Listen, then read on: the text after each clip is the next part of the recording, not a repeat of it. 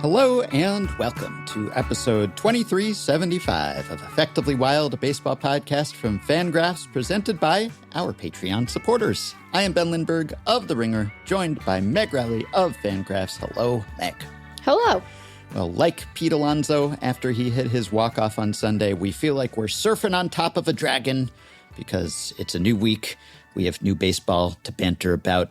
Robinson Cano recorded his 4,000th career hit this past weekend in the Mexican League playoffs, and we will be talking to Adam Dorowski of Baseball Reference about the 4,000 hit club, of which Cano is the newest member. But we must begin with your Seattle Mariners. Must we? Who start the day and, in fact, will end the day. You know, usually we talk about the standings, and I always hedge because I feel like by the time we publish the podcast, things may have changed. But the Mariners are off on Monday, and they start the day with a one-game lead in the AL West, which means they will also end the day with a lead of some sort in the AL West. How does it feel after 9 straight wins for Seattle? I almost don't want to talk about it. You know, like I'm having to like grapple pretty profoundly with how much actual capacity for superstition I have as like a rational person. I feel nervous about that. This has been an unsettling time despite being thrilling. Several of the games have been very close. I wouldn't say that they are have been comfortable a lot of the time. They've been uncomfortable. It has not been the most comfortable time. There have been extra innings wins. There have been close races. There have been wobbly times, but also sometimes dominant performances. The dumper has tied Mickey Mantle for the most home runs by a switch hitter. So like that's just thrilling on its face. I hesitate to even talk about this because I don't want to imbue what is obviously silliness with power. And I want to be specific that I am talking about the Mariners Etsy Witch because there are other Etsy Witches in the news. First of all, can I just say this? I'm not going to talk about the other Etsy Witch. Who knew that there were multiple Etsy Witches? You know, like I didn't know there were any Etsy Witches. I had brushed up against the notion of an Etsy Witch a while back because a YouTuber I enjoy had talked about buying spells from an Etsy Witch for one of her videos. She didn't think that it was like a real thing, to be clear. And so I was like, oh, there are Etsy Witches. But like, who knew that there were so many Etsy Witches? I know that there has been some reporting done on this Etsy Witch. I've largely tried not to engage with it because something should remain a mystery in one's life. But like, is this like a specialized Etsy Witch? Like, does she specialize in sports related spells? I'm saying she, by the way. No idea the gender of this person, you know? But I'm making an assumption that I don't think is wrong. If I were going to construct in my mind a portrait of an Etsy Witch, that person would be, someone who uses like she, her pronouns. I think I'm right. Which can be a gender-neutral term, I think. It can be. But it's often, you might hear, wizard or warlock. Yeah. Right. Yeah. Warlock. That's a dumb word. You know, I'm just going to say that. I'm not going to offer any super confident takes about my Seattle Mariners in this segment because I feel like we shouldn't even be looking at them that closely because if they know that they're being observed, their behavior might change. And so I want to register, even though you're right to say like they're off today, they can't fall out of first place. They could, the Astros play today, yeah? Yep. They play? Yeah. So like they could share first place again at the end of the day. It could happen. But they can't fall out of it. But I still feel nervous about talking about this at all. I can tell. But this is a take I feel confident in. Warlock is a stupid word. It just sounds dumb. You know, it sounds like florp. Like, what is that? What is this made up word for a made up thing? Sounds kind of cool. Evidently, it originates from the Old English word meaning oathbreaker, and so it sometimes carried negative connotations. Well, so yeah, you might warlock sounds to be negative. Known as a wizard. Yeah. Well. Yeah. I guess depending on whether the Astros win, they could be tied in the loss column, but right. Well, yeah, they'll still have a half game lead, I guess right? That's true. So you can enjoy it just for today. No, I can tell. Can't. I can tell you can't. But Ben, you've really screwed yourself because now Why? you're unhappy whether they win or lose. Whether they make the playoffs, then you're dreading the playoffs. I am. If they don't make the playoffs, then you're sad that they missed the playoffs again. I guess you could look at it as a win-win because it's lose-lose. Yeah. Well, even if they do lose, if they were to miss the playoffs, then the win would be that you wouldn't have to be subjected to playoff anxiety. And if they win and make the playoffs, well, then the win would be that they're in the playoffs, which is generally considered a good thing. And that might involve travel. I want them to win. I know that I've talked about how the emotional experience of your favorite team being in the playoffs is actually torture. And that's another take I will stand by because it is. But also I want them to win. You know, it will make so many people happy. It will make all of these guys happy. And like I talked last episode about how the Phillies dugout vibes seem immaculate. Mariners dugout vibes, pristine. It beautiful. A thing that I wish we could bottle and sell as a supplement. Like it's just like such a good feeling. I know people who work for the team. I want them to be happy. I want my family to be happy. Like I want them to win. That's winning. You know, win. They should win. It would be. Yeah. I want them to win. I'm so nervous because, like, what are the boundaries of an Etsy witch's power, right? Like, what are the parameters? What are the rules? I don't understand the lore of the Mariners Etsy witch. Like, how reliable is this, Ben? Can I count on the Mariners Etsy witch? I feel the need to say Mariners Etsy witch very specifically. Yes, it is an important distinction, but I don't know. As curses or reverse curses go, I think this is a pretty fun one. We all understand it's silly. It's just for fun. But what sports curses aren't, right? They all have some ridiculous, preposterous origin story, and this is a fun one. I know, but I'm just saying that, like, we don't even understand our own power in this realm. You expect me to understand some other witch's power? I don't even know my power. I'm in the phase of the Netflix show where the gal is like, you know, accidentally breaking stuff in her own apartment because she has just gotten her powers. That's where I'm at. And like the edges are blurry for reasons you've reported on. And that's given me a migraine, which isn't helping me harness the power. You know, what's worse than a witch who doesn't know her own strength? A witch who doesn't know her own strength who also has a migraine because of the weird blur. You know, that's what I'm saying. So all of that to say, this has been great fun. Yesterday, we're recording on Monday. Yesterday, the Mariners win decisively. My Seattle Seahawks defeat the Pittsburgh Steelers, which will always be satisfying because I am still mad about the officiating in that Super Bowl. Come at me. I don't know what to do with my hands. You remember, I feel like Molly Shannon in SNL. Like I'm sticking my fingers in my armpits. I'm like, what do I do with them otherwise? Anyway, it's a lot. I feel happy. If we're going to take like actual baseball insight away from this, which like, are you coming to me for that on this particular subject? Remains to be seen. But I've been heartened by the performance of some of the pitching. Now, obviously, some of that is home cooking. But it's home cooking. And if they keep home cooking like this and win the division and then they get some... See, my sights are already... I'm worried I'm over my skis because did you hear it? Did you hear how the goalpost moved? You're taking things for granted already. No, I'm not. No, I'm not. You're allowing yourself to have hope. Let's say that much. I am. I mean, like some of this is just like the reality of having to do a little bit of planning. And I'm like, God, like it's not just the Mariners. Like I was talking to Martell earlier. I was like, do I need to put in for a universal BBWA cred for the Diamondbacks? I mean, probably not, but maybe, you know? Yeah, I saw a note in the Baseball Reference newsletter that Mariners pitchers struck out 76 batters over their last 5 games, which is the most in Mariners franchise history over any 5-game span. Pretty impressive. That was the sort of starting pitching performance that was expected of the Mariners all season. And another note, a Stat Blast follow-up.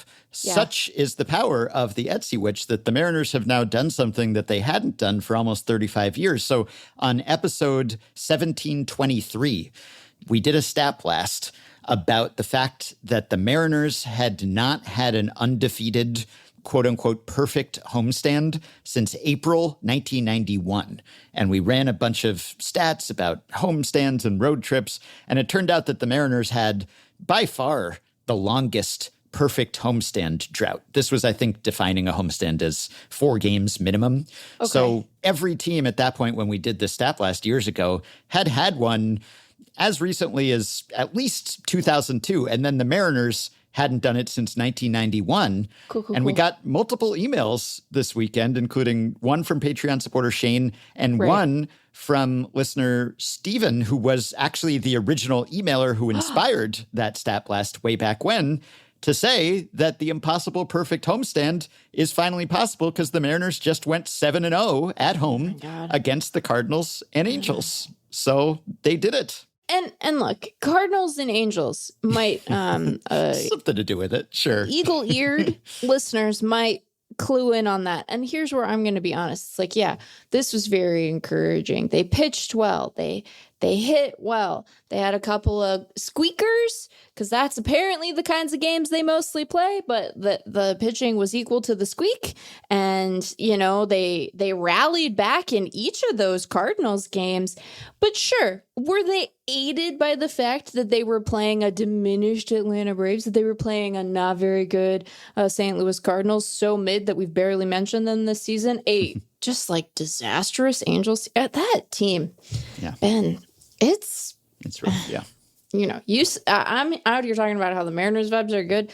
Angels, I do follow a couple of Angels fans, and I'm always like surprised because I clearly mostly see them tweet about other things or post on Blue Sky about other things, rather. Rancid, just like a real rancid vibe. But this next week, very important, right? Because they play the Royals, who have something to play for, right? And if the Royals beat the Mariners, like, helps their case, diminished profoundly though it may be. And then the big kahuna, 3 games in Houston against the Astros. I mean, like, that'll probably decide the division, right? It could, yeah. And then they get the Rockies at home. That feels like a little present. Potentially, maybe. All of those are Mariners value games, which feels very rude to the Rockies. I'm just realizing that looking at the schedule right now. Wow, that is that's not respectful. I feel like that is disrespectful. I get it, but I also think it's a little rude. And then the Dodgers, they get the Dodgers for the final weekend of the season at home. Dodgers. You know, who could say what their fate will be, where they will be in the standings? I can't believe it. I mean, like, I want to be clear. I don't think that the Mariners Etsy Witch is actually responsible for this, but I also think that sometimes you've had a rough go. You know, you've been on the road, you've been swept by the Rays. That doesn't feel good at this particular juncture. You've gotten your ass handed to you by various clubs up and down the Eastern Seaboard. You feel diminished, you know, the glow of that initial like post All-Star break series against what they were playing the Astros. They took 2 of 3. They looked, it's like, that was a long time ago. That was July. That was like during the summer.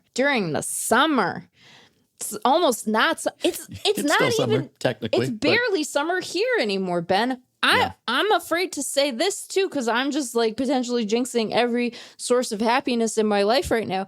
But I think we're through the hot, you know? Like I went to a local boutique on Saturday, and I'm chatting with the gal as I'm checking out, and we both were like, we did it. We made it. We made it through the hot, I've had the windows open all morning. Nice. Well, I'm glad you're cooling down as the Mariners have heated up, and they have really had to work for it, because not only do they have the most travel of any team in the majors, miles-wise, as we've covered more than 50,000, but also, I noted this last week, but I didn't have the numbers, they have played the most extra innings of any team. So Mariners pitchers have compiled 39 innings pitched in extra innings this year. Yeah. And the next most, the Rangers have 23. Yeah. So they've been working overtime, these Mariners, and it's working out for them lately. So happy for you. Happy you're handling it so well and are not at all flustered by this run of success, and wish you well in the weeks to come. Hey, look, here's the thing. Here's the thing. As we've covered, this is earned anxiety. Okay. Oh, sure. This is knowing anxiety. This is, I've been here before. This is not my first rodeo anxiety. Okay. That's what this is. Yeah, I swore. That's what this is. Because sometimes it works out. But most of the time, in my experience, it does not, Yeah. And I will not be lulled into a false sense of security by who? An Etsy witch? No. And look, I'm not trying to insult the Mariners Etsy witch. I don't know the bounds of her power, Maybe she will smite me. Can Etsy witches smite people? Don't anger the Etsy witch unnecessarily. I'm not trying to anger the Etsy witch. I am demonstrating, candidly, a shocking amount of respect toward the Etsy witch, because, is that a real business? Come on. But plenty of publicity, so if it wasn't before, then it's probably more viable now. And so, here's another question: is it I'm gonna sound mean when I say this, and I'm just trying to actually suss out the boundaries of the Etsy witch. Is it is it a taxing experience to spellcast?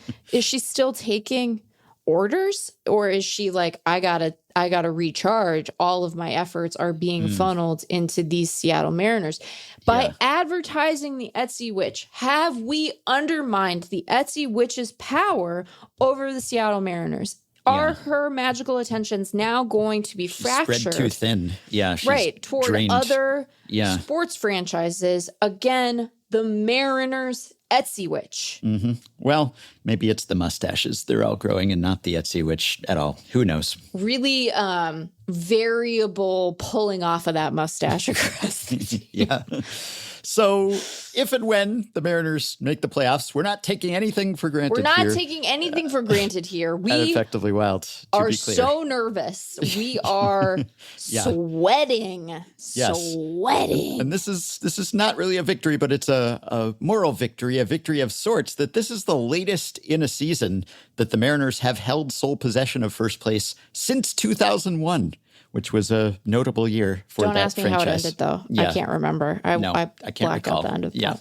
But one team that looks like it will be on the outside looking in is the Kansas City Royals, who are now, I believe, 6 games out of that final wild card slot. Their playoff odds down to 0.2%. And I just want to say, since I've been talking about who's had a disappointing season lately, and I mentioned Elly De La Cruz because even though he's been the best Red, he hasn't been the best Elly, at least lately. Another player who fits into that category of was exciting to see him, had high hopes, and didn't perform well for a potential playoff team, Jac Caglianone, who homered on Sunday. But, man, I remember when he came up, he was seen as sort of the savior of their just impotent bats in the outfield. They just had been really bad in the outfield. And I think we said, look, he has holes, he's probably exploitable. He can probably be beaten, but he just has huge power. Yeah. And he has shown off that power on occasion. Yep. He's hit some tape measure bombs. He hit one on Sunday, in fact. But I remember thinking, well, it can't be worse. The bar is pretty low in this Royals outfield. So even if he doesn't hit the ground running and start slugging like he was in the minors, all he has to do is be an improvement. over the bats that the Royals have out there now. And you know what? Well, he hasn't been. That saddens me. And I hope that he can get it together the future. In future, as our UK friends might say. And maybe next year with a full season under his belt and he'll go do some homework and figure out how pitchers have been getting him out and maybe he'll close those holes. Who knows? But to this point, it has been quite rough. And he's now at 197 plate appearances with a 39 WRC plus.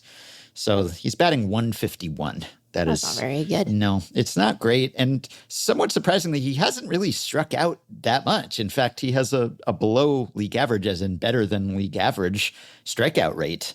But he has a 162 BABIP. That seems bad. It does seem bad. Not that he's a speed demon or anything, but 162 BABIP for a guy who hits the ball as hard as he can sometimes. Now, the good news, I guess, is that he has underperformed his expected weighted on base average by more than 100 points. Wow. Yeah, that's a big gap. The biggest gap, in fact, even in that is a big gap. 200-ish plate appearances. So the underlying numbers and quality of contact a good deal stronger. But the surface stats, bad, and those are the ones that count for wins and losses purposes. And so he's at negative 1.3 WAR. And if you add up the Royals' corner outfield production as a team, all of their corner outfielders put together, it is one of the worst corner outfield performances. It's by far the worst this year. They have a 67 WRC plus. Wow.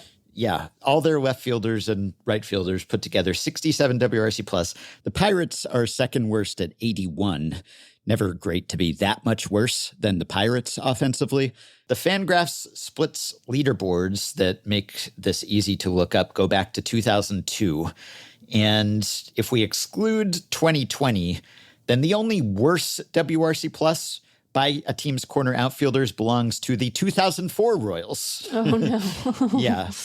They had a 62 WRC plus. And then I guess also at 67, the 2016 Phillies. But then you have the 2025 Royals, who just collectively have a 207, 276, 336 line. Oof. Yeah, it's really bad. And a lot of their pitching moves have worked out well this year, last year. But the hitting moves, not as good. And those numbers, even with some solid work from Mike Yastrzemski. I was just about to say, that's inclusive of a good deadline acquisition. Yeah, 140 WRC plus, who was traded away from the Giants, who now find themselves one game out of the wild card as we speak, at least. So he has helped bolster those stats somewhat, but it's a lot of Caglianone and Hunter Renfroe and John Rave and Drew Waters. Actually, Drew Waters has not been among the worst of the right fielders, offensively speaking. But yeah, it's been really bad out there. And if you look at the left fielders, also really, really terrible. And they have a lot of left fielders, but that's not the goal, to have the most left fielders. That doesn't help you. In fact, it's probably a bad sign. Their leading left fielder, playing time wise, is Drew Waters, who has 98 plate appearances as a left fielder. Now, I know that left field, it tends to be kind of a holding pen for a lot of guys this year. It's like almost a second DH slot, not this year only, but just in this era. You know, you get a lot of players just cycled in and out of the left field spot. It's kind of the place you stash someone who's not great at defense or whatever. But to have your leading left fielder, playing time wise, have 31 games and 98 plate appearances, that's still probably pretty bad. I haven't looked at other teams, but my sense is that that's not great, because that means that you're constantly looking for some other solution out there and not really finding it. Yeah, it doesn't strike me as particularly good. And, you know, maybe they should sign Kyle Tucker in the offseason. That'd help. Yeah. It would help. You know, it would be a boon. One might even venture. You can tell how nervous I am about the Mariners, because I felt the need with their upcoming series to be like, and they could catapult the Royals into playoff position. That seems unlikely, but I'm just so nervous. I guess the good news for the Royals, not this year, but in general, is that sometimes when you have glaring holes, it makes writing out your shopping list a little easier, right? Like, if you're looking around and you're like, I need everything, well, that's a problem. But what if what you need is underwear? Well, then you just go get some underwear, And I think we're always talking about how the outfield is really the underwear of the baseball team, like foundational. I don't even know what that means. Well, you got to have underwear with the see-through pants. Otherwise, you're showing too much, I'm all over the place. This is only the Monday show. This isn't even a Friday show. It's got Friday show energy so far. Yeah. Because I am so nervous. That is coming across. Yeah, but I understand. I will, by the way, return to my Adam Frazier versus Cam Devaney bold prediction. Oh, yeah. Spoiler, it's not going great for me thus far, but we'll wait for the dust to settle until we get the final tally here. But yeah, not looking good. Is it because they're both doing so well? Well, I wouldn't say that Adam Frazier has set the world on fire as a Royal, but he is doing considerably better than Cam Devaney is as a Pittsburgh Pirate. I will say that much. Okay. Two more banter topics before we get to former Mariner Robinson Cano. So Zach Kreiser in the bandwagon on Monday was talking about how he believes that players have improved at sliding, that they've gotten better at evading tags. Okay. And I think I buy this. Sure. And he said he wants to dive deeper into it at some point, and I look forward to that. And it would be a difficult thing to quantify. Yeah. Tagging improvements. Maybe the folks at Sports Info Solutions have good tag plays or something tracked, but I don't know how far back that would go. But he highlighted this slide that Mickey Moniak made at second base to avoid a tag, and it really was pretty impressive. And it was one of these things where somehow you just sort of stop on a dime, and Luis Arraez was trying to apply the tag, and Moniak, just his legs were jello, and one leg is over here, and they're akimbo, and he's just somehow managing to deke Arraez into putting his glove in one place, and then he just sort of stops, and he sticks his foot in his hand here and there, and somehow his momentum didn't carry him past the base. It was pretty impressive and athletic and acrobatic. And Zach wrote, the contortions to avoid tags and rip safe from the jaws of out are now nightly occurrences. I credit this to rules changes around collisions and ever-increasing athleticism, and maybe a little bit to Javier Baez, just being himself. And yeah, it might be all of those things, and probably is. But I've got to think that if this is real, that a big part of it must just be instant replay, right? And replay review. Specifically, because, so anti-collision stuff, maybe there's a little more leeway, or the fielders aren't blocking the bases as much and you're less afraid for life and limb and everything. And ever-increasing athleticism, I'm always subscribing to that. But I think there's just greater incentive to do some fancy slide, because you'll actually get rewarded for this now if you challenge. And in the past, it was so often about, did the ball beat you or did you beat the ball? And that was basically it, because the umpire couldn't take another look at it and might be deked just as the defender was. And so you didn't really have as much incentive to do this.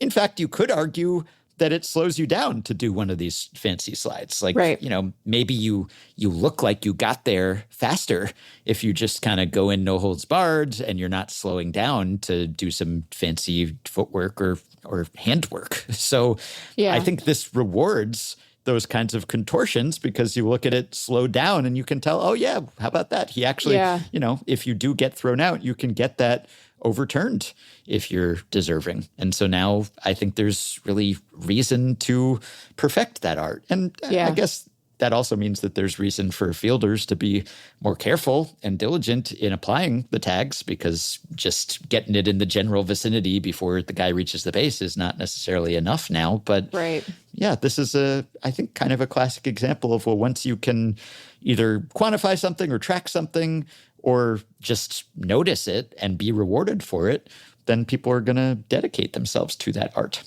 I think that tracks. And I wonder, to your point about sort of how fielders respond to this, if we will see it sort of migrate back in the direction that it used to be as they get more sort of fastidious with their tags. Yeah. I wonder how the ever increasing size of the sliding glove will impact this. That's an ongoing theory of mine. They're getting a little longer every year. But if I were going to estimate the percentages based on nothing, really, I would probably ascribe the bulk of it to replay and the role of replay. But I think you have to have the skill for the replay to matter, right? This specific play that inspired this observation and now our discussion, he was called out. Moniak was out on the field, and then lying on his back still, he did this rapid finger wag as if to say, no, go check the tape. And they did. And the call was overturned and he was safe. So I think that's why he went to all that trouble, really. Yeah. And if someday we get the rules changed that we have advocated for and others have, just sort of some airspace play, airspace rule, so that you are entitled to the base once you are over it, even if you briefly lose contact, not even the sliding past the base, but just the briefly hopped off it or something, or wasn't actually touching it at all times while the tag was being applied. If that kind of cheap play, that's another thing that I guess replay gives and replay takes away, because now some of those you would have been safe before and now you're out because you briefly detached. Though, does anything ever really touch? There's always some weak force that is keeping us from making direct contact with anything on a atomic level. So really, is anyone ever safe? That's what I want to know. But no, I think that if we somehow legislate that out of existence sometime, that kind of cheap call that no one really likes seemingly except the defender who applied the tag, well, then maybe you have to worry a little bit less about your momentum coming into the base. And I don't know, maybe that allows for even greater freedom in the tagging arts or the tag evasion arts. But yeah, I will be interested to see if there's like kind of a cat and mouse here where the runners have improved at this, and then maybe the fielders can improve too. Because Javi Baez, of course, was celebrated not just as a slider, but as a tagger. That was the thing that he got so much ink and attention for, and rightfully so.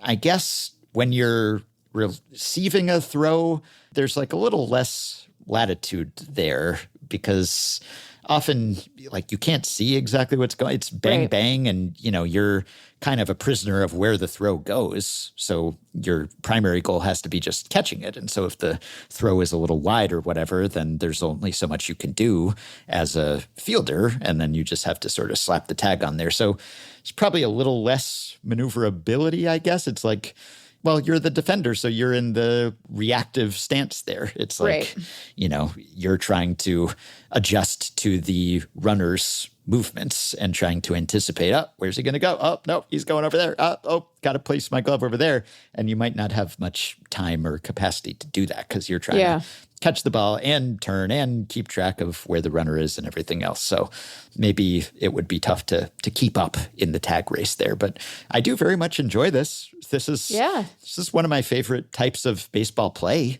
Yeah. Just that incredible gravity-defying, how did he do that? How did he do that and not break his body in three places kind of, or like the acrobatic leap over someone. You jump over a fielder entirely. That's always a good one. Or just manage to deke the defender. That's right up there with my favorite type of baseball highlight. I agree. Well, here's one that is not among my favorites. In this specific instance, it involves Blake Trinan. Now, Blake Trinan, I have no affinity for him on a personal level. I was suspect he probably doesn't care for the Mariners Etsy Witch very much. Yeah, well, who knows, really? I think we have heard tell he was referred to, not about the Mariners Etsy Witch in particular, but I think that there was coverage at one point that called him a wizard, and he took umbrage to that. He did not care for it. Okay, then. Yeah. I didn't even remember that bit of Blake Trinan lore. I was thinking of other things, but I suspect that he and I would not see eye to eye on much. But on a number of things, But this might be one circumstance where where we would agree. And, I have to put personal affinities aside where a greater enemy is concerned. And my number one vow is to do battle with the zombie runner in all cases. And here we have common cause, I think, because both Blake Trinan and I have a grudge against the zombie runner. So on Friday, he took the loss in the Dodgers game. And I believe that this was unjust because here's what happened. So he started the 10th inning of the game. Now, he had pitched the 9th already, and he stayed in for the 10th. And he pitched a pretty good 9th. He didn't pitch the whole 9th. He came in relief of Jack Dreyer in the bottom of the 9th. This was Dodgers-Giants. It was tied at the time. And Dreyer had gotten one out, but someone reached on an error and then a single. And so he came in bottom of the 9th, I think, first and third, and he got out of it. He intentionally walked Willy Adames, and then he got Wilmer Flores to hit into a double play. Okay, so he gets out of the jam. Top of the 10th, the Dodgers don't score, and bottom of the 10th, he comes back out there, and there's a zombie runner. Christian Koss starts the inning at second base. Blake Trinan gets Matt Chapman to ground out, and so Koss goes to third. And Blake Trinan is pulled. So he's removed from the game. Okay. And in comes Tanner Scott to try to keep the game tied. And I guess this was for a platoon advantage matchup. Jung-Hoo Lee was coming up. So Dave Roberts goes to Tanner Scott, who walks Lee and then intentionally walks Casey Schmidt. Okay. And then gives up a walk-off grand slam to Patrick Bailey, which you may have seen. This was another big hit by Bailey. Exciting, keeps the Giants in the playoff hunt, big blow against the Dodgers, big hit. The loss goes to Blake Trinan, who did nothing wrong in this inning because he was the pitcher when the zombie runner was put on base. I won't even say reached base, just magically appeared on base. The good thing, I guess, about the zombie runner is that it goes down as an unearned run, which of course it must, because how could you say it was earned? But there still has to be a pitcher of record. And because the winning run was scored by Christian Koss, the zombie runner, Blake Trinan is tagged with the loss here. Even though he did nothing wrong. He came in, he got an out, and he was pulled. And then Tanner Scott is the one who actually did everything wrong. This, and look, it's pitcher wins and who cares and who cares about reliever wins, especially. Sure. but pitchers probably still care to some extent. He clearly does. Yeah. This is unjust, I think. And I guess someone has to be charged with the loss here because that's how the accounting, the baseball bookkeeping works. But I think it should be like a team loss or so. It should be charged to Rob Manfred. If it's a Manfred man, just L Manfred. It's a rare event.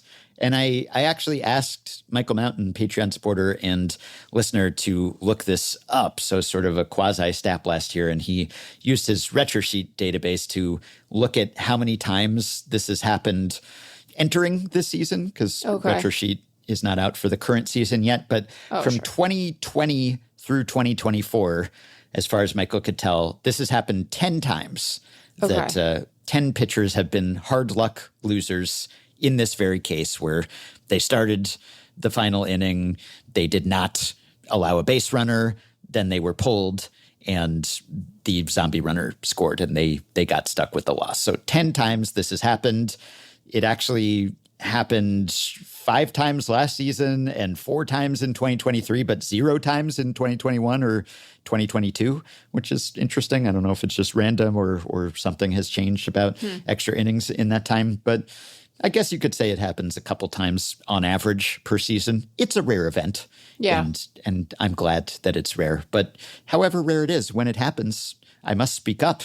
Even if the loser in this case is Blake Trinan, I must stick to my principles and say that this is yet another bad manifestation of the zombie runner. I would agree. I think that there surely should be some sort of solution to this. And also, I must issue a correction on my prior post, which is that Blake Trinan was referred to briefly by Pitching Ninja as the witch. Uh-huh.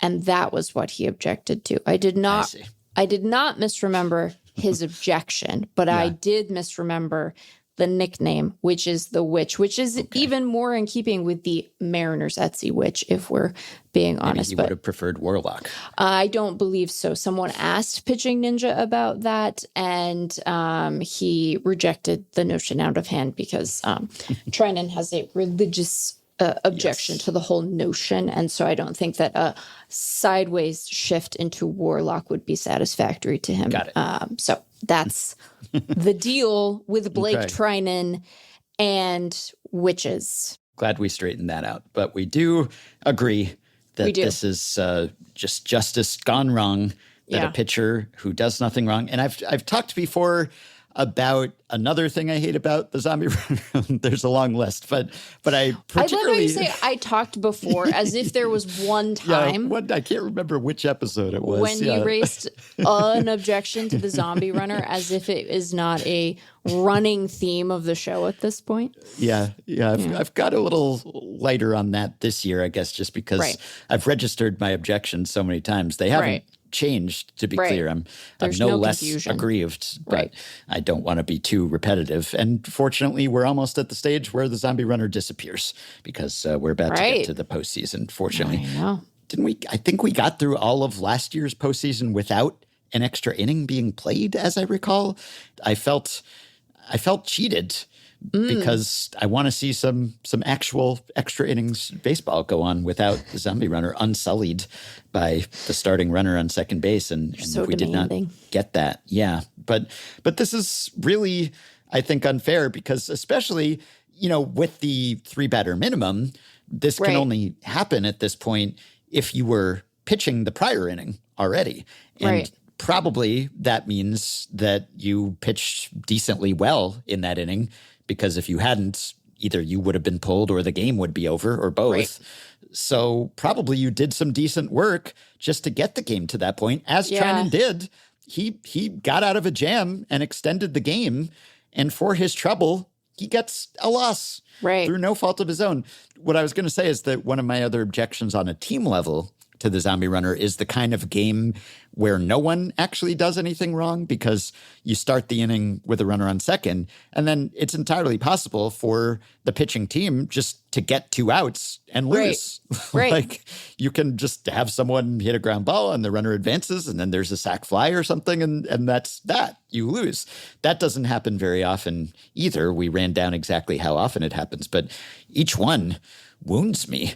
And this isn't quite that, because in this case, at least, the team was at fault. The team did do something to lose. It was just Scott, not Trinan. Trinan's hands were clean. He was faultless. He was blameless here. He pitched well. He did his job, and then he was replaced, and yet he's the guy who gets stuck with the loss. So I don't know if we don't want to charge this to the team or to Rob Manfred or something.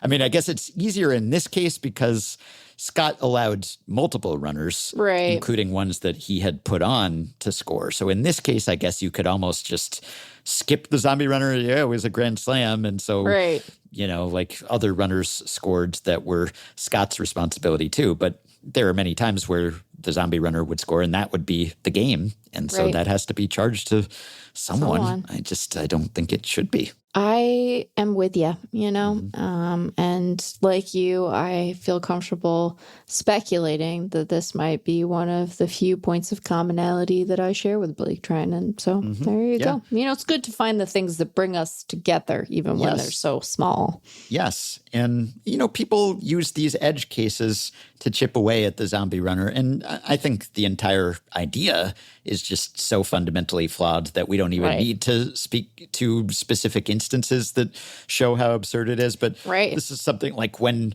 the rule came in, we talked about and others talked about, you could have a perfect game now and lose because of the zombie runner. Right. And that hasn't happened. It could happen. Even the fact that it's theoretically possible is Travesty. bad, I think. But this is a case of something that actually happens, if not often, at least semi-regularly. Yeah. And I think it shouldn't. You know, I would object, I think, a little less to the zombie runner. A little less, to be clear. I would still object, but a little less often, a little less vociferously.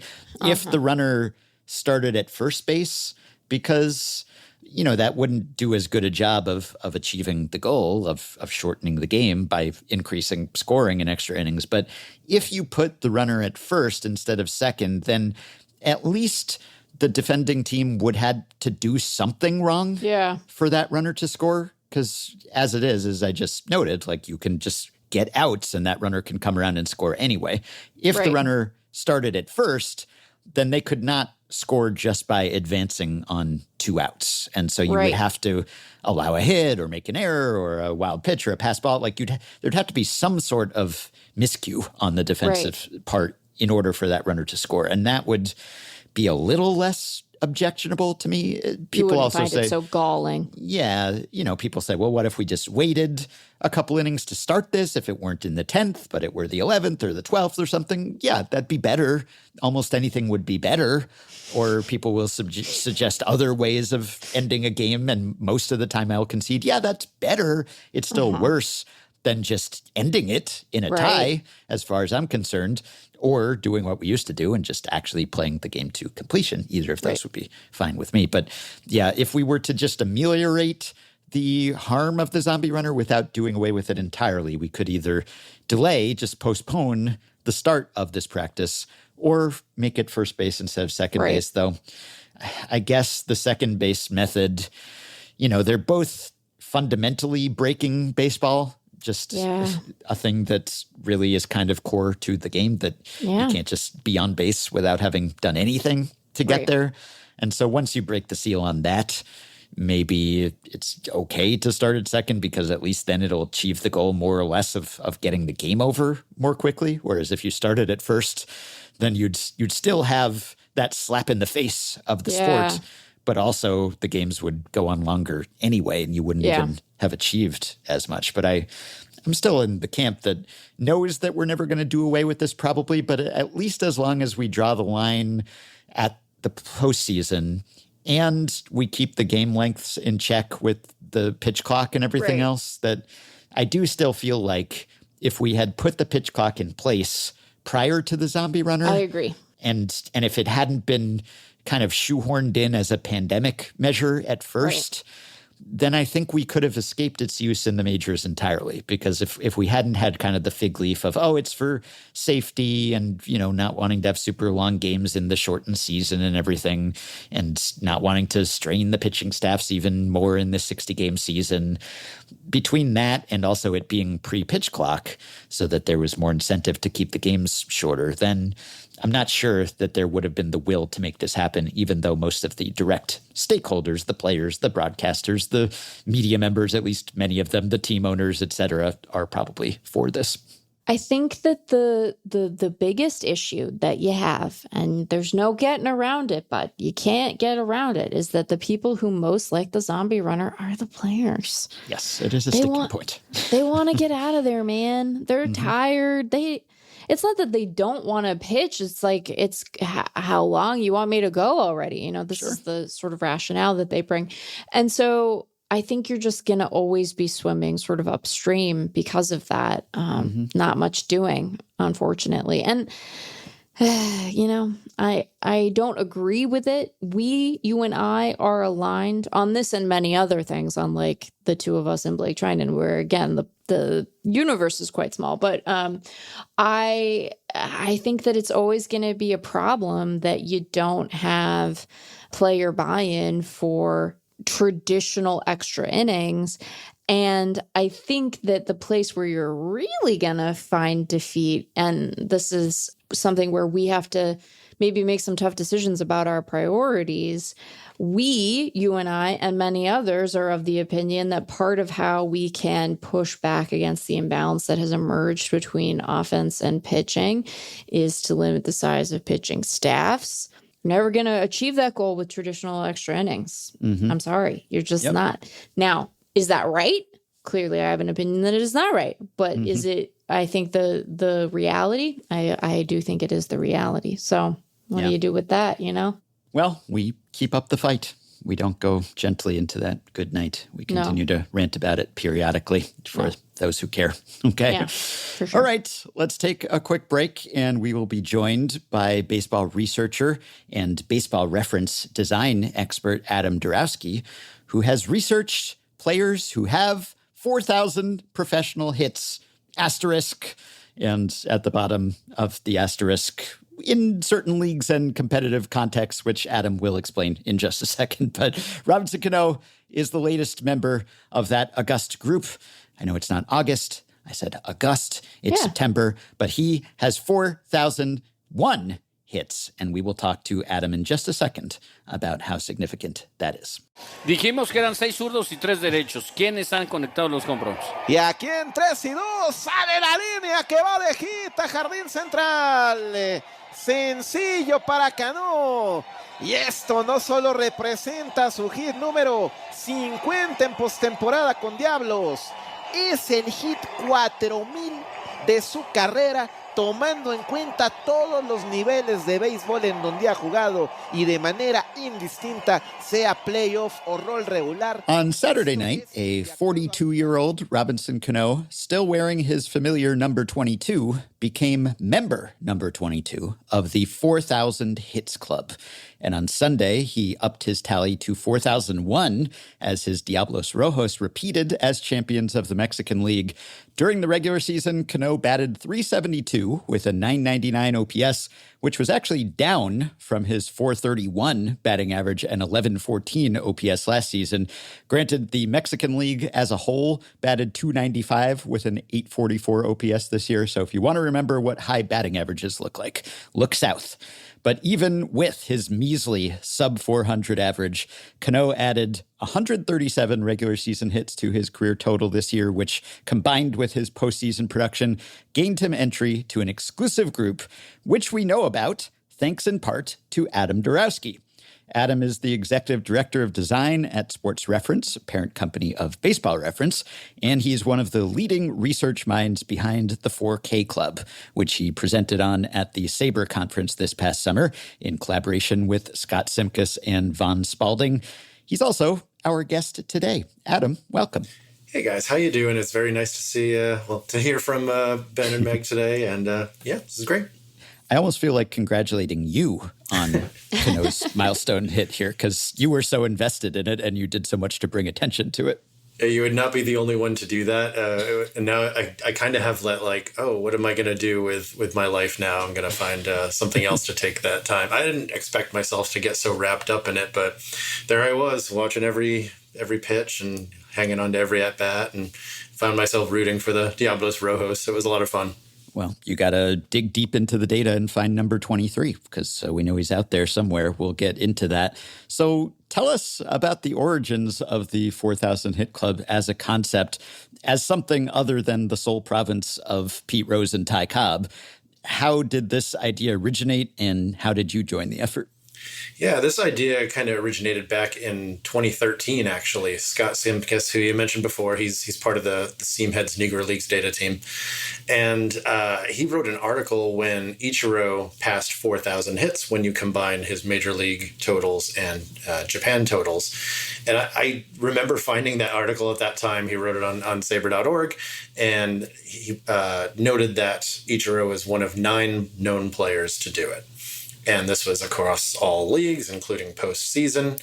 And, the list included Rose and Cobb and Henry Aaron, Stan Musial, a couple others you'd expect, but also had some of my favorites like Manny Minoso and Julio Franco, who were a couple that I was particularly drawn to. So it was great to see them on that list. And, over the years, I dove headfirst into Negro Leagues research. That was probably like the last thing we talked about. Mm-hmm. Digging into not only these Negro League players' stats in the Negro Leagues, but outside of the Negro Leagues as well. And that's when I started the concept of combining these stats across different leagues and pulling them from, books and newspapers and whatever I could find. And, I found myself, not only constructing even more hits for Mignoso and Franco, but also like finding, players from Venezuela who had 3,000 plus hits and a bunch of home runs and things like that from that era. But then I realized that, this isn't a thing that stopped when the major leagues became integrated. There are players that have been doing this for years and years. I only found out recently that Jose Cruz had like almost another 1,000 hits in Puerto Rico. And I was like, wait a second. So that puts him at, how much? And, then I found out that Vaughn Spalding, an independent researcher, was kind of doing more of this stuff too on the side as well. So we joined forces, and Vaughn had actually doubled the group. He found 9 more players.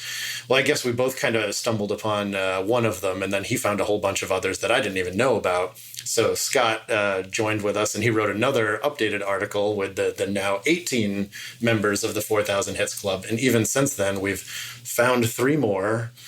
We know that there's one more that we just haven't confirmed yet. And then, of course, Cano just joined as well. So what is being included here, and what, if anything, are you guys excluding in terms of your count? Yeah, that's kind of like one of the biggest questions that I get, like how are you defining this? And, it was very important for us to be as consistent as we could be. But also when we publish our work, we're really trying hard to show where all of the stats came from, because, maybe somebody doesn't agree with including the World Baseball Classic or something like that. And that way they can make their own list of 4,000 hit players. So we're choosing competitive professional leagues, so anything from the majors and minors or independent or the foreign leagues in Latin America or in Asia. We even got some hits in Italy for one guy. And any of the postseasons from those leagues as well. In the U.S., we don't typically combine postseason stats with regular season stats, but that's a very American concept. In other leagues, the postseason is a much longer affair. There's much greater focus on that during the season, and we also, just look, I'm heavily inspired by soccer, so kind of using like the club and country concept to also include international tournaments. So that's like the Caribbean Series or World Baseball Classic, or there was one called the Inter-American Series back in the 60s. And, just combining those. And what are we not including? We're not including spring training, which I guess Cano had probably like another 250 hits or so in spring training. So we would have gotten there a while ago. Thinking of those more as like developmental games and not really like competitive games. And for that reason, we didn't include like instructional leagues as well. But we also didn't include exhibitions, which we extended to include all-star games, which, maybe you could see all-star games as counting in these, but we didn't end up counting them just to be consistent. Plus, all-star game data is really, really hard to find for the other countries. So that allowed us to be a little bit more consistent among all the leagues. And to be clear, in tracking all of these hits produced in different levels, different leagues, you're not trying to equate them. I think we'd all like to argue that Ichiro is the real hit king and combine his MLB and NPB hit totals and say more than Pete Rose, aha. But we know that all hits are not created equal, and these are created in different contexts and leagues and difficulty levels.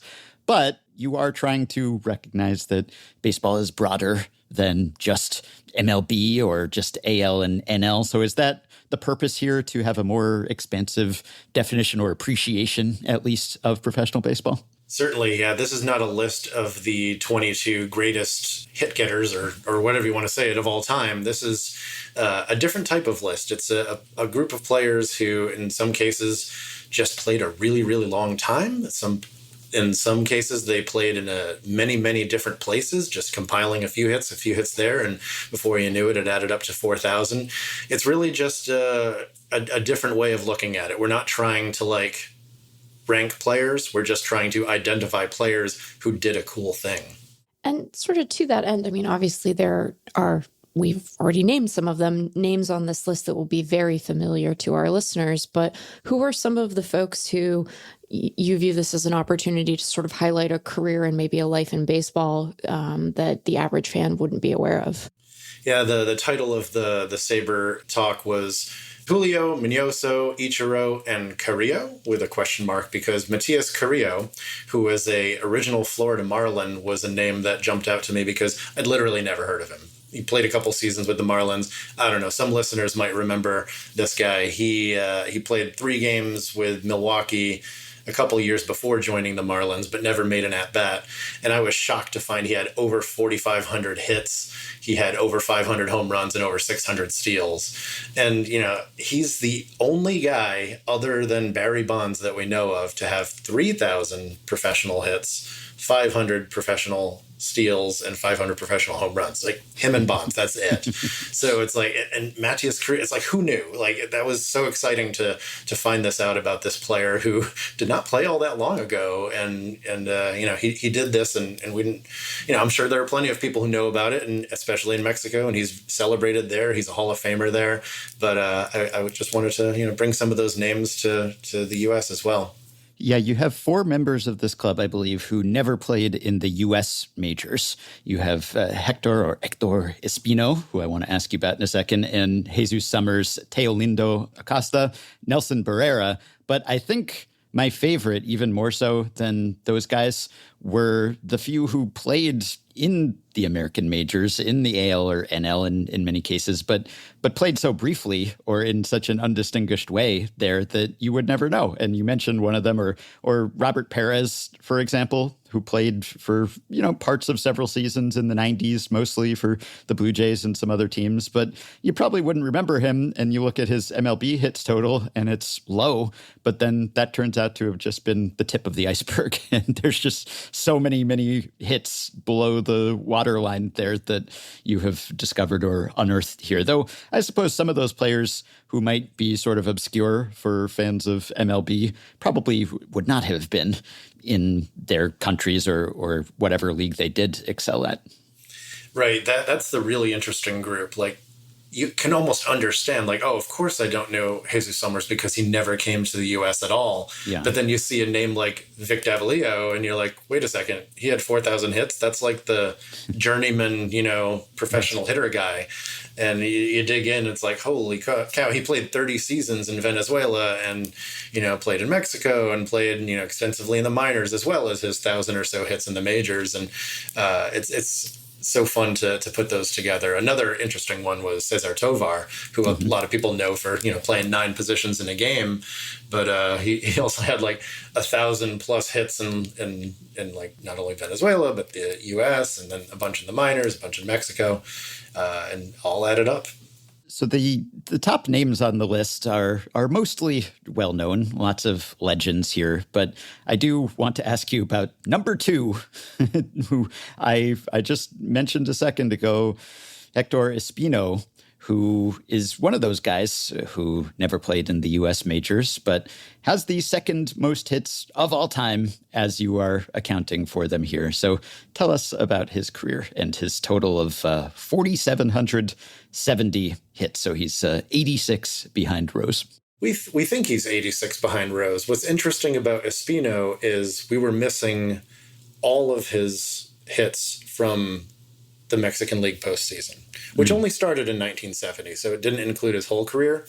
We have only tracked down one season where he had 24 hits in that one postseason. He also had 3 more home runs, which pushed him to 792. So there's actually a chance that Hector Espino, if we find all of his data, could be number 1 in both hits and home runs, which is just remarkable. So he's the Babe Ruth of Mexico. You could hear about him. You probably heard about him a little bit when looking at like minor league records. For a while, the Mexican League was considered a part of minor league baseball, and because of that, he is technically the minor league home run king. With 453 in the Mexican Summer League and then like another 3 in the U.S. minor leagues. But that doesn't include his Mexican Winter League stats where he had another 299 home runs. So he just has so many home runs, like 792 that we have in the ledger so far. So he played 25 plus years in both the summer and the winter. Mexican League is a relatively long season. The Summer League not longer than the American National League, but it also has a long Winter League season as well, which is fairly unique. So players are able to compile quite a few hits when they spend a lot of time in both of those leagues. That helped with Matias Carrillo, helps for Hector Espino, helps for Jesus Summers as well. So, not only does he have the volume, though, he hit 333 and slugged 554 across all of these leagues as well. So he's just I don't know if if he should be seen as like the Babe Ruth of Mexico. He's very similar vibes to Henry Aaron, though, I get, in terms of like the longevity, just producing year after year, never those wild 60 home run seasons or anything like that, but just home runs after home runs after home runs, and did it for so long. Obviously, some of these leagues, depending on how far back you're going, which players you're talking about, might not be in existence anymore. So forgive me if this is an obvious question, but I'm curious if for those leagues that have been running for a long time outside of the US, if there's been any shift in the concentration of non-Major League Baseball, non-affiliated baseball hit and home run totals. Basically, can we use this to sort of back into an understanding of the leagues themselves and how their offensive environments have changed over time?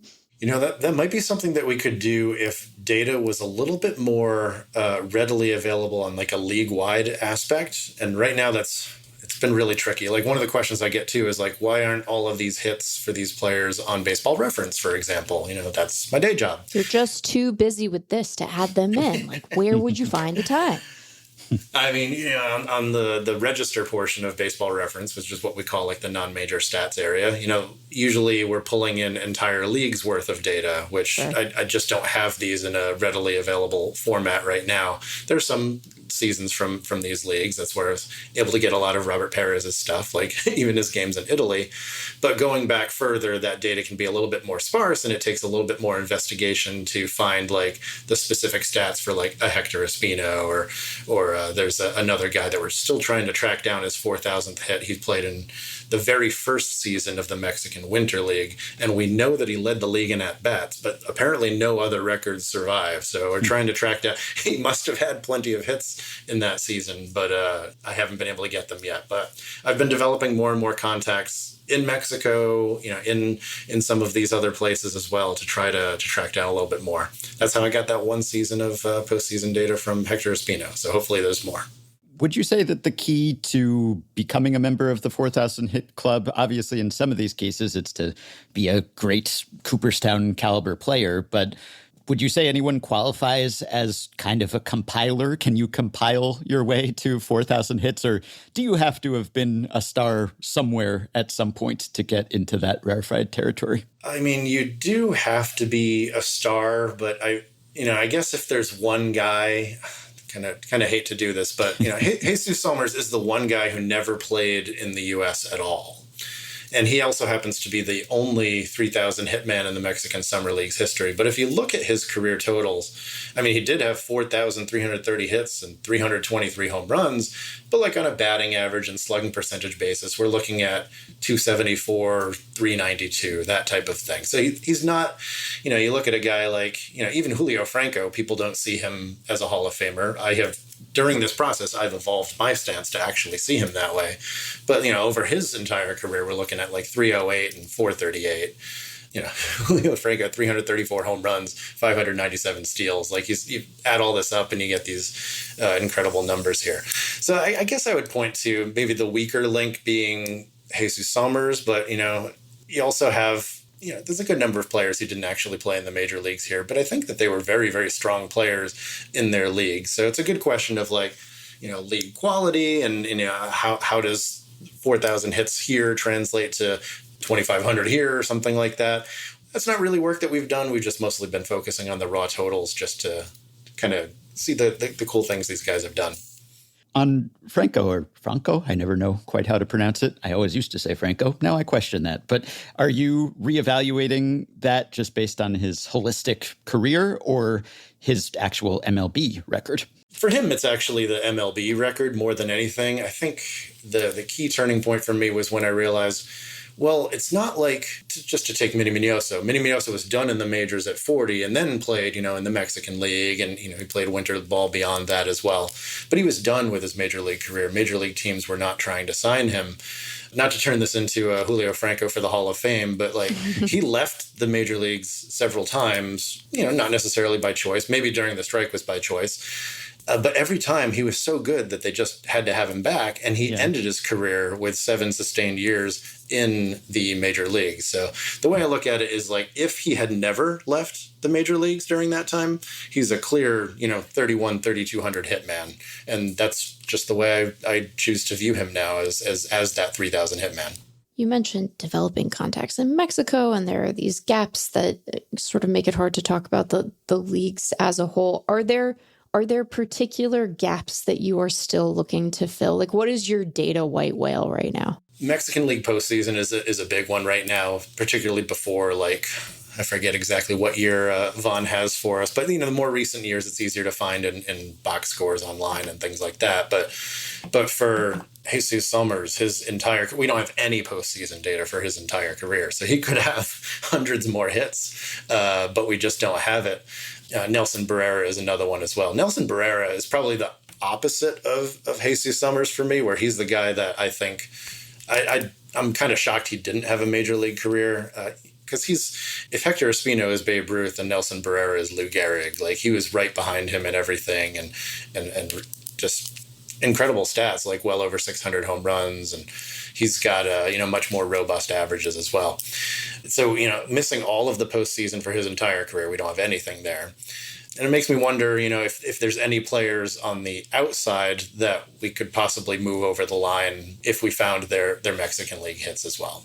Yeah, I noticed that Ichiro is the only Asian player in the club currently. Is that a product of the structure of the sport over there, just shorter NPB seasons, for instance, or is that a data issue as well? That is not a data issue. I mean, Baseball Reference has complete NPB data since it started, so that has been easy to get. But I think it has a lot to do with the shorter seasons. Mm-hmm. And I guess most of the players did not play winter ball. There might be some players here and there that did that I need to track down. Also looked in KBO, where I forget the name of the player who is the all-time hit leader. He's at like 2,700 there, but didn't have enough outside of the league to be on our radar for this type of work. So yeah, I think there just may be more of a culture of playing year-round in Latin America that we don't see elsewhere, but I'd have to dig further into that as well. Yeah, and aside from Vinicio Chico Garcia, the Mexican second baseman you're trying to validate and make an official member, if you did have perfect data in all the leagues and levels of competition that you are counting here, would you hazard a guess as to how many more members are out there to be found? Look, I also have a dashboard of the guys at 3,500 plus, and I think, looking at the Mexican League postseason gap, a couple that popped to mind, Juan Navarrete, who I believe is still a coach in the athletics system, has 3,922. He has almost 2,000 of them in Mexico, but again, we don't have any Mexican postseason. So that's a guy who, if we found the Mexican League postseason data, could certainly pass 4,000. Beyond that, Alonso Tellez is a little bit over 100 away. It's certainly possible that he could be there as well. I think the non-Mexican League players we have a pretty good grasp on. Tris Speaker is one. He's 13 hits shy, but I don't think those 13 hits are out there. Like, I think we pretty much know where Tris Speaker played. Similarly, Jose Cruz Sr. is, about 62 hits away or something like that. But I think we've even got his Puerto Rican League postseason. We've got his senior league. I don't know if you're familiar with the senior league that was around in like 89 to 91. Then he played in that league as well and picked up 77 hits there. So, I mean, senior professional league, professional's right in the title, so we opted to include it. But again, yeah, we're listing where all of these hits come from. If anybody wants to say, let's not include senior league. Among the guys who are actually active, who's your next Robbie? Like, who are you gearing up to watch? I know that a lot of these guys are still pretty far off, but if people want to start obsessively watching, if they want to get in on the ground floor, right, on the early EP, as it were. Yeah, that's a tough one because people aren't doing this as much anymore. And, a quick aside, I was surprised to see Bobby Abreu actually in the 4,000 hit club for a couple reasons. Number one being he walks so damn much. Yeah. And number two being he's like the guy in the group who played in an era and was a big star where like he wasn't doing this for money. Like he had more than enough money, and he just kept playing in the winters for the love of the game, and ended up getting 4,000 hits. And I think that might be one of the reasons why we don't see it as much as like these guys are superstars and they're making this money. Maybe they just don't have to play year round anymore like they used to. So the player who he's not quite on the radar to watch on a daily basis yet, but it's going to be Jose Altuve. If he gets to the point where he's approaching 3,000 hits in major leagues, then we'll know that the 4,000 hit club might be a possibility for him. So still a ways off, but it's certainly possible. Don't know of any more active players that are getting close. But now that now that Robinson Cano's done it, I got to find someone else to follow. So I'll let him know. Yeah, really, the low batting averages aren't helping. That's why I guess we need everyone to end their careers in the Mexican League, maybe prop up those hit totals. Do you happen to know offhand who had the shortest career of anyone who's in the club? Because most of these guys obviously are playing well upwards of 20 years just to get to these totals. And of course, it's possible to do that if you're not playing at the very highest, most elite level. You can perhaps last a little bit longer, as Cano has and still flourished. Of course, Cano, his MLB career didn't necessarily end for purely performance-related reasons, or there were other reasons as well. But yeah, who did this most efficiently, do you think? Yeah, well, I guess in terms of doing it by number of at-bats, it would be, I think Cobb and Musial are the only ones below 13,000 at-bats. Okay. Although Vinicio Garcia is, but he's also still currently under 4,000 hits. So, depending on the ratio there, that's actually pretty good there.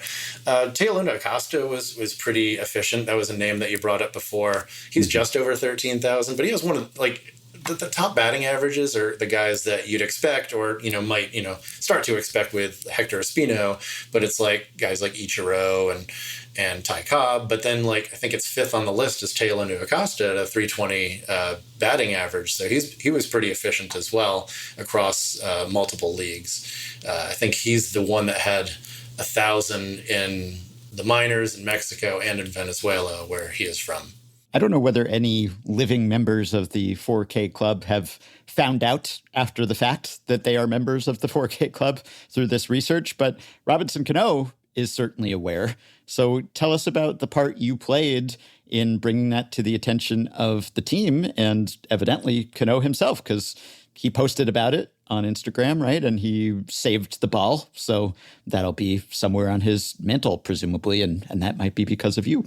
Yeah, that was super cool because, it all started the day of the presentation itself. Our mutual friend, I'm sure, Mark Simon, was in the crowd, and he was texting Eduardo Perez because Tony Perez is in the list. Yeah. And, one of the questions that I get right away is does Robinson Cano know how close he is?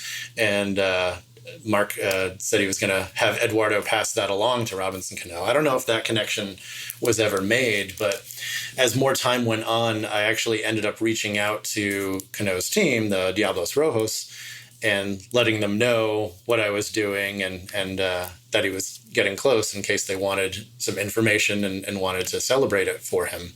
And they actually responded extremely positively. I've been in contact with them literally daily. Their social media director and I have been texting back and forth when just he wants to get the framing right. How do I describe what's covered and what's the best way to present this, and just daily updates. Oh, he's 7 away. Oh, he's 6 away, and nice to have a new friend down there that way. And it was really, really cool to be watching the game because I still at that point did not know if Robinson Cano knew. And then the 4,000th hit happened. It was a nice solid hit to right field.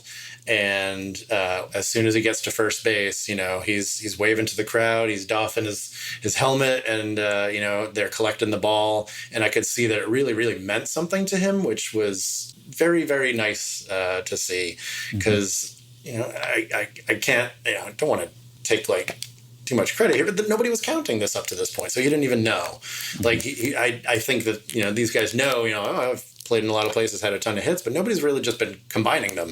It's a fairly simple concept, but not something that people have really done. So it was cool to see his positive reaction to it, and he's been sharing a lot of things out about it too, which is just very fulfilling.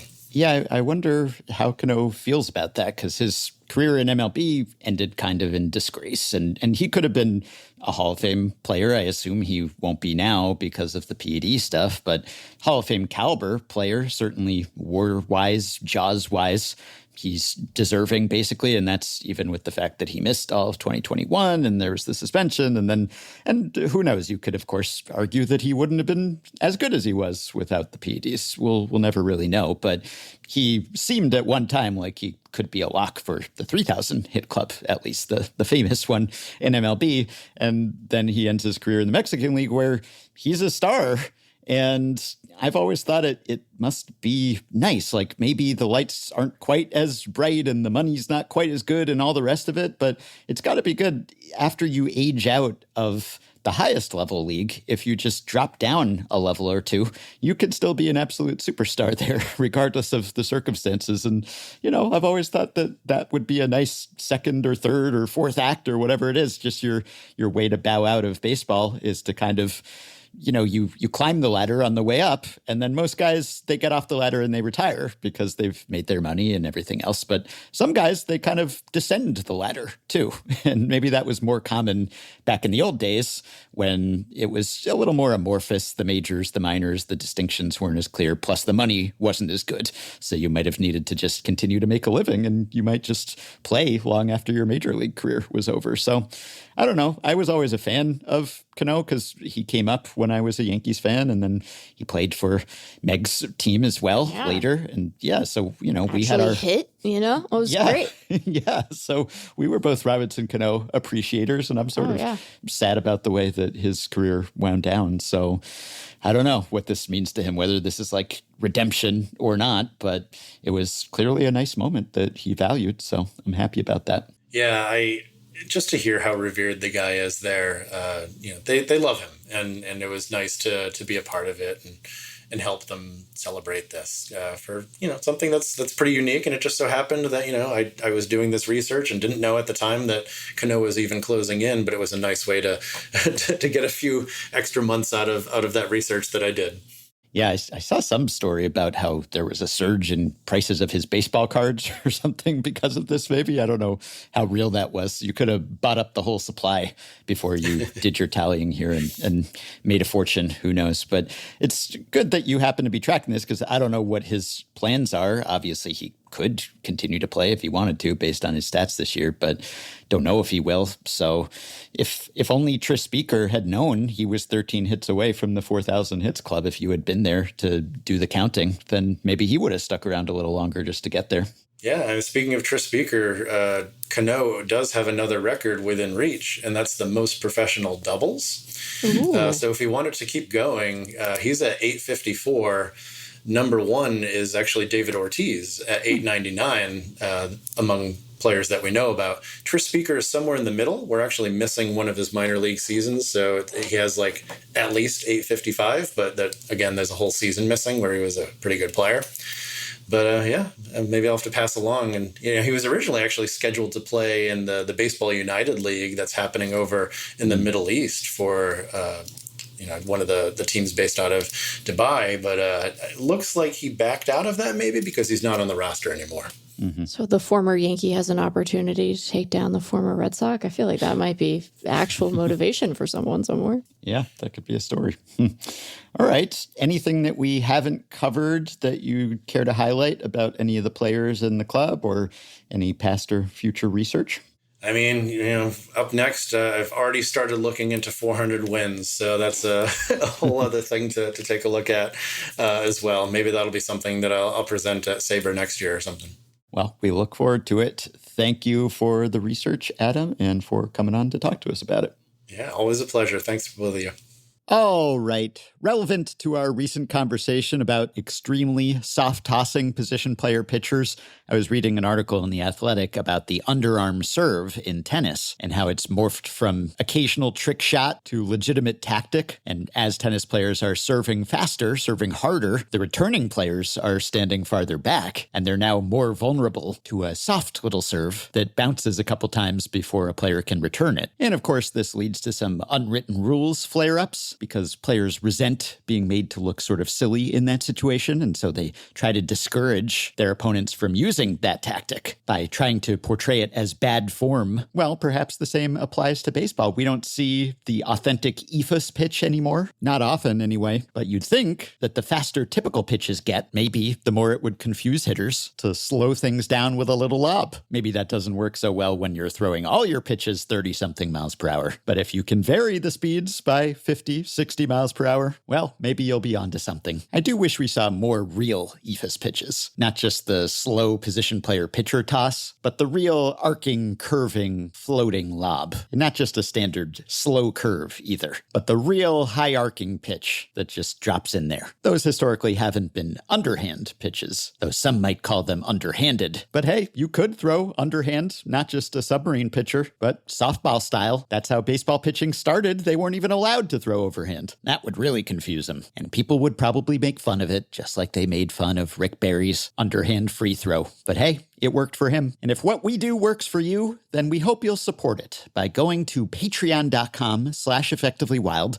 and signing up to pledge some monthly or yearly amount to help keep the podcast going, help us stay ad-free, and get yourself access to some perks. As have the following 5 listeners who've already signed up and pledged some monthly or yearly amount to help keep the podcast going, help us stay ad-free, and get themselves access to some perks. Jeff Roberts, Drew, Patrick Richardson, our fine fellow podcasters at Batting Around, and Ben and Leah Meanwell, who don't just mean well, they do well, by helping us keep making the show, and by getting themselves access to some perks, including monthly bonus episodes, playoff live streams starting next month, prioritized email answers, personalized messages, discounts on merch, and ad-free FanGraphs memberships, potential podcast appearances, and more. Check out all the offerings at patreon.com/effectivelywild. If you are a Patreon supporter, you can message us through the Patreon site. If not, you can contact us via email. Send your questions, comments, intro and outro themes to podcast@fangraphs.com. You can rate, review, and subscribe to Effectively Wild on Apple Podcasts, Spotify, YouTube Music, and other podcast platforms. You can join our Facebook group at facebook.com/group/effectivelywild. You can find the Effectively Wild subreddit at r/effectivelywild. And you can check the show notes at FanGraphs or the episode description in your podcast app for links to the stories and stats we cited today. Thanks to Shane McKeon for his editing and production assistance. We'll be back with another episode soon. Talk to you later this week. How do you calculate more? Does it come from the heart? Should we use defensive runs saved or follow the OAA way? Who's gonna weigh in with their quips and opinions? It's effectively wild. Effectively wild. Effectively wild. Effectively wild. It's effectively wild.